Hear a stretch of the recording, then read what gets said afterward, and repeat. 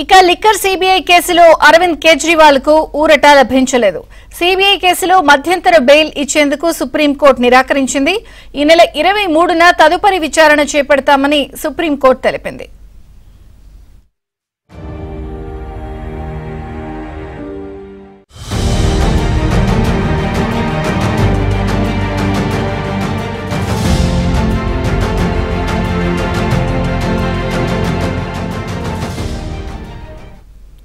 Liquor CBI కేసులో అరవింద్ కేజ్రీవాల్ కు ఊరట లభించలేదు. సిబిఐ కేసులో మధ్యంతర బెయిల్ ఇచ్చేందుకు సుప్రీంకోర్టు నిరాకరించింది. ఈ నెల 23న తదుపరి విచారణ చేపడతామని సుప్రీంకోర్టు తెలిపింది.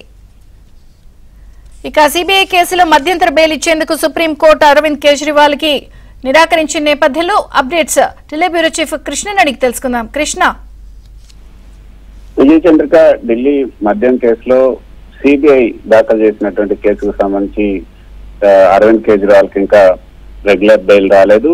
అయితే క్రింది కోర్టులో ఏదైతే ఈడీ దాఖలు చేసినటువంటి కేసులో థర్డ్ అవెన్యూ కోర్టు ఒక ఆదేశాలను జారీ చేసింది. ఆ తర్వాత ఆ ఆదేశాలను హైకోర్టు కొట్టేసింది. ఈడీ కేసులో బెయిల్ కి సంబంధించినటువంటి అంశంలో మళ్ళీ సుప్రీంకోర్టు మాత్రం ఈడీ కేసులో మాత్రం బెయిల్ ఇవ్వడానికి అంగీకరించింది గతంలో. సో ఈడీ కేసులో అయితే ప్రస్తుతం ఆయన క్లియర్ గా ఉన్నారు.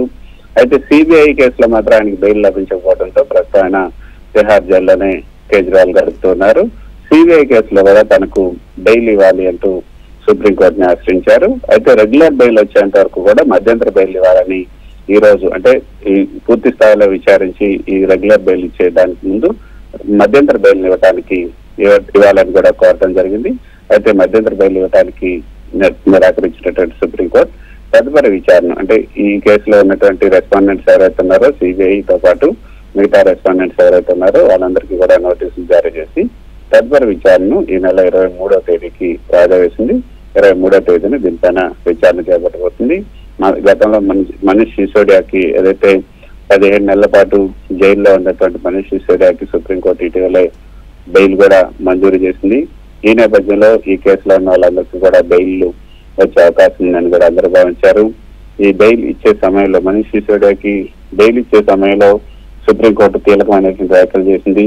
Bail is rule, jail is exceptional అంటూ ఒక వ్యాఖ్యలు చేసిన నేపథ్యంలో ఖచ్చితంగా ఇక విచారణ ముందుకు సాగినప్పుడు ఎన్ని రోజులు జైల్లో పెట్టుకుంటారు కాబట్టి వాళ్ళందరికీ కూడా బెయిల్ ఇవ్వాల్సినటువంటి అవసరం ఉందని కూడా సుప్రీంకోర్టు అభిప్రాయపడింది. ఆ నేపథ్యంలో ఈ యొక్క కేజ్రీవాల్ దాఖలు చేసినటువంటి ఈ పిటిషన్ కు కొంత ప్రాధాన్యత సంతరించింది. పైగా ఈడీ కేసులో ఆయనకు బెయిల్ ఇదే సుప్రీంకోర్టు ఇచ్చింది. ఆ గ్రౌండ్స్ మీదనే తను సిబిఐ కేసులో కూడా ఈ బెయిల్ కోరుతున్న నేపథ్యంలో ఇప్పుడు సిబిఐకి నోటీసులు జారీ చేసి మధ్యంతర బెయిల్ మాత్రం ఇవ్వడానికి నిరాకరించారు. కానీ రెగ్యులర్ బెయిల్ పై మాత్రం విచారణను తదుపరి ఈ నెల 23వ తేదీకి వాయిదా వేయడం జరిగింది.